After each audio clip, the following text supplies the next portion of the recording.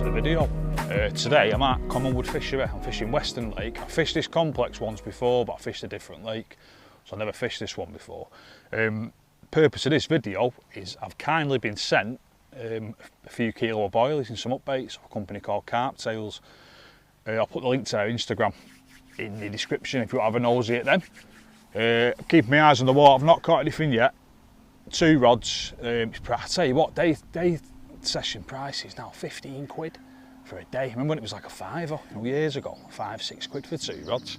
But the times we're in, that's how it is now, isn't it? Everything's just expensive. But I'm just glad to be fishing.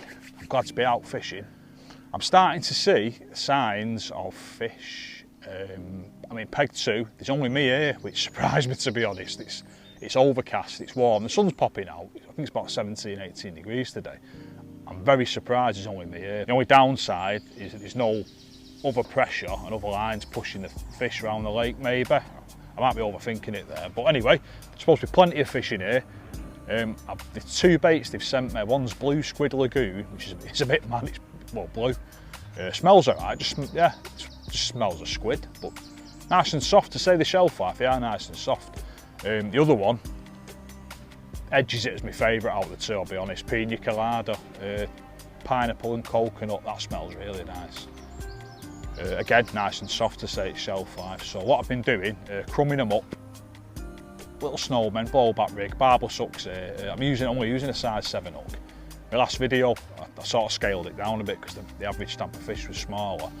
I've read online, I think it's about £13-ish. Low doubles it is in here, so I thought I'll keep the same rigs. Smallish hook, razor sharp they are. Got to use tubing, so I've gone in with a simple lead clip setup. Ease of use, ideally I like solid bags, but the purpose of this video is to test boilies. So that's why I'm fishing this way. And the tubing, it's just easy to fish a lead clip in it. There's a robin on my left hand rod. Yeah, I've fed a couple of ducks, the ducks like the bait. Dr. Doolittle, the old Dr. Doolittle and I got that one there. Just keeps coming to the front here and just staring at me like he's trying to intimidate me. Don't scare me, ducks. Punk ass bitches. I reckon the fish will, yeah, I can't see why not. Can I trip one up? Let's hope so. You'd think so on a well, say runs water. Whenever I see runs water, I take it with a pinch of salt because, well, I don't know. It's either they're not as easy as they used to be, or I'm shit at fishing. It's one of the two, innit? Yeah, so stay tuned for that. I'll show you my rigs. Hopefully I'll show you a fish or 2 on this new bait. I'll show you the bait. And I've got a pretty crazy bus story as well, actually. Yeah, it's a mad one. At the time, it was just mayhem. It's making me laugh now. Yeah, so if anything, stay tuned for that. Right, I'll speak to you shortly.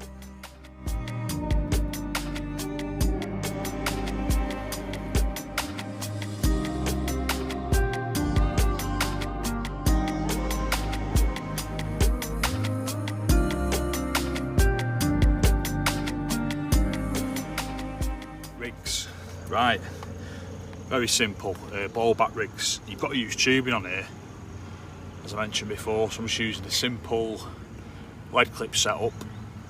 Big leads, 3.5 ounce. Sounds a bit over the top, doesn't it, for on here, but that's me thinking. No, on here, a lot of people, you don't need a 3.5 ounce lead to get to the other side. You get away with 1.5, it's only small, maybe a 2, so I doubt many people would use a big lead on here. They might do, I don't know, but my thinking is it might be something that catches the fish out, maybe. Again, I could be overthinking things. You get a lot of time to sit and think while you're fishing, don't you? Yeah, come up with all sorts. Yeah, so my rig's anyway, ballback rig. What I've been doing, 18mm, a bit big for me. The baits, so I've sort of cubed them, trimmed them down. This has already been out. I think someone's had a go at that because it looked a bit prettier before. But ballback rig, little snowman, just trimmed down pop up and a trimmed down bottom bait. I've got a shrink tube on the other ones, but this is just a pre-formed sort of kicker. Small barbless hook, barbless as per the rules, short bit of coated braid, bit of putter, anti-tangle sleeve, what I've cut down so it's not really long. I'm messing actually as well with, again it's a blowback rig, it's mono, it's actually Fox Zig and Floater. I love the colour Transcarca. It's a £10 breaking strain, which should be enough for on here. Same thing, bit of silicone on the shank, shrink tube, bit of putter. It's just so unobtrusive. I love the colour. I love the Transcarca colour. I think it looks like it's a clay bottom maybe. It's pretty firm anyway. I've actually just seen a fish show in the corner, sort of caught the aftermath of it, so I reeled my left hand rod in, pinged it over to the corner. I put a 2-ounce lead on that one because I knew there was fish there. There was at least one there.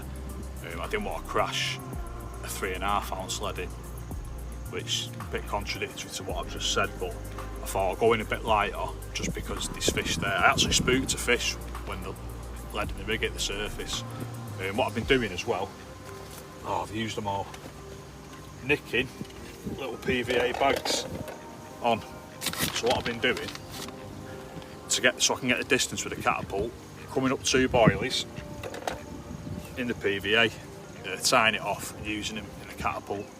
I could get the boilies out there, I don't want to fish big boilies basically. I might ping a few out, maybe, just for some attraction. I'd rather come them up, obviously break the skin, release the, I'm only here for a day, aren't I? Release the, 3 ducks we've got now. Brought a friend, have you? Telling people I've been feeding you. You slag. Yeah, you. Anyway, yeah, crumbing them up and just catapulting them out. It sort of mimics the little mesh bag I'm nicking onto the hook. So what I'm going to do, I'm going to get a few more of these made, and I'm going to get them out around my right hand rod. Yeah, so hopefully one of those rigs in the hook baits can do the damage.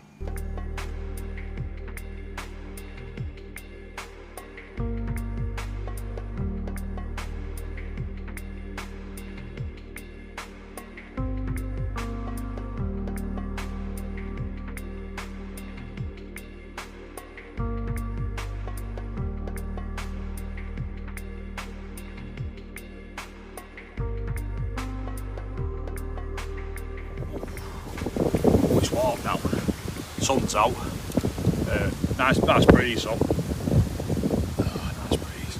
Yeah, right, bus story, this is crazy this, right. It's a while ago this, when was it? I don't know. Anyway, bus story, this is pretty crazy. It was a while ago this, but I won't forget it. At the time it was absolute chaos, honestly, with mayhem, but now I laugh about it now. Right, I'm on a bus, well obviously, driving the bus, and there's a bus in front of me parked up, there's a group of these young girls, guessing he got kicked off that bus for whatever. They come and ask me, can we get on? No. So they're polite and that, go on, do what, get on, just behave yourselves. Right, so they go upstairs, don't get a peep out of him. How old were they, about, I don't know, Kurt's good at aging children. Yeah. School, say 13, 14, right. So, get on, carry on down the route. 2 blokes get on. About 3 or 4 stops later. Going towards Manchester on the 76, if anyone knows the 76. So I'm going through Newton Heath. And then I get near Manchester City's ground. You do a right and a left and then sort of down towards the city centre anyway. So I hear shouting, right. So there's a stop, and lights, and you've got a right and another set of lights and a left, there's a stop there. So I hear shouting. Oh God, I'll stop at the next stop. And the little CCTV screen in the driver's cab, it's usually working actually. This time, on a rare occasion, it was just like great, it just wasn't working, so I couldn't see upstairs. So anyway, I just heard this voice, like this camp voice. Stop this bus! Stop this bus! Stop this bus, like that. So I'm thinking, no. And I thought I better stop at the next stop and see what's going on. Right, so anyway, just getting into the next stop, these 2 blokes come downstairs.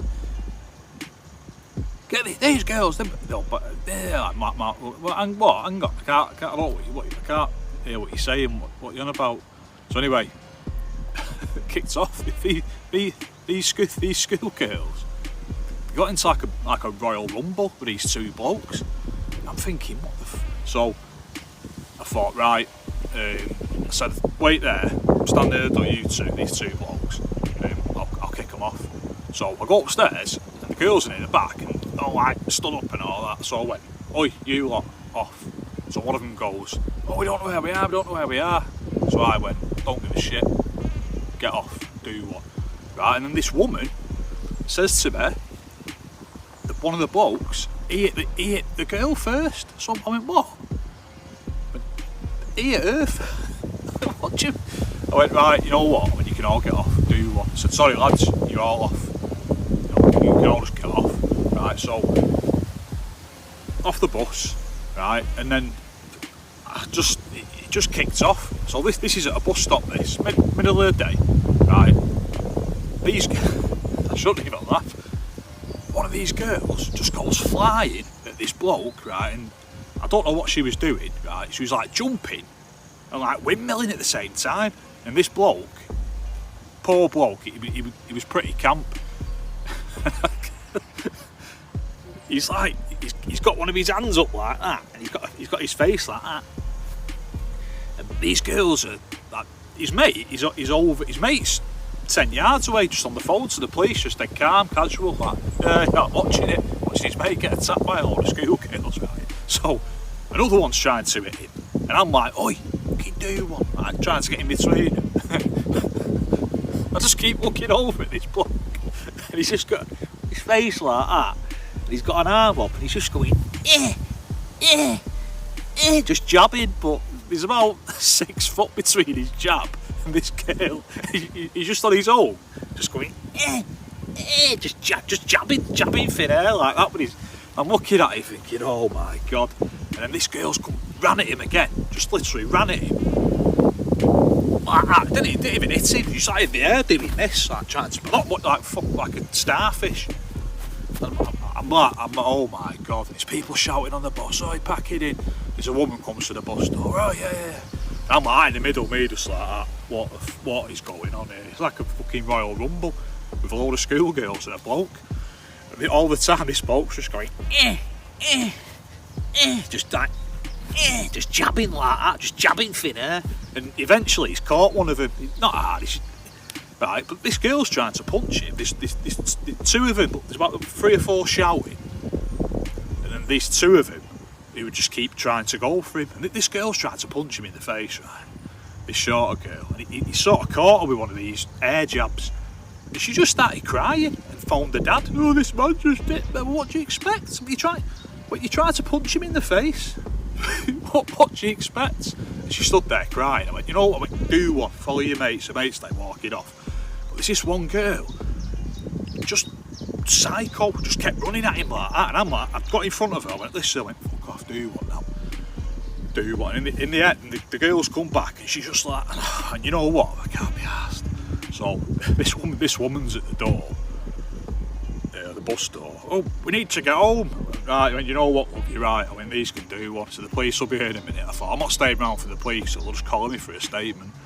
So absolutely, all can see in my head is this bloke like that, like one arm up over his head and just going,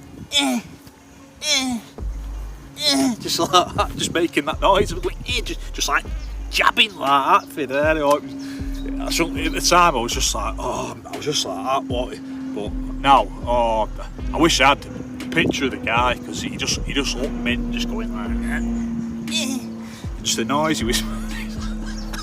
Oh, yeah, that's the. I've moved. I'm in peg 7 now. The wind tacking into. I thought it was a peg in the corner, so I phoned the owner. So can I move? And I counted it. I thought it's peg 7, but there's actually no peg in the corner. So I've come to peg 7. The wind tacking into this bank. There's an aerator down there. So I've pinged, not too close, but with my left-hand rod, I've pinged it near it. And I thought, you know what, I've tried subtle, sack it, but forgot to lose. So I just got a handful of the mixed boilies, both both flavours, and just winged it in around it. I've just got a little off I got on it. Same tactics, little stick, a few boilies around it. I've not put loads in because I've not caught anything, so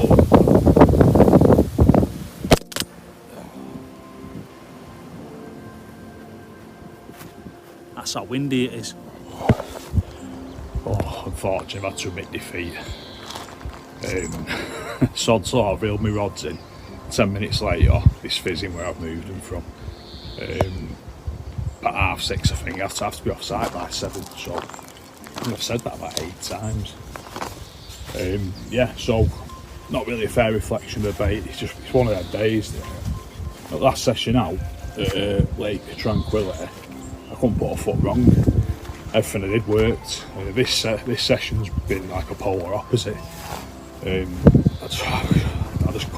just don't know. I don't know what's going on, but yeah, I should have stayed in the peg I was in, to be honest. I moved before, and I've just seen fish down there over a margin. I baited showing, and then obviously it's just sort of been grubbing around the margin. I fish in there. Sorry, I'm absolutely exhausted. I had about 2 hours sleep. I'm absolutely shattered. He's dealt with me today. It's hot. I've burnt my arms again. I don't know what my face looks like, but it looks like a tomato. But yeah, just seeing them bubbles then. It sums it up. But I've still got some of the bait left anyway, so I'm going to take it somewhere I'm a bit more familiar with, where I can actually see if I can give it a fair assessment. I'll take it somewhere I've been, somewhere I'm familiar with, probably Carptails, and yeah, we'll see. Probably up there again. Put a few boilies round it, sort of along the margin, and that looks like picking them up maybe. Somebody's doing something anyway. Yeah, anyway, rods are in, blankety blank, it happens. Right, anyway, thanks for watching, I'll see you next time.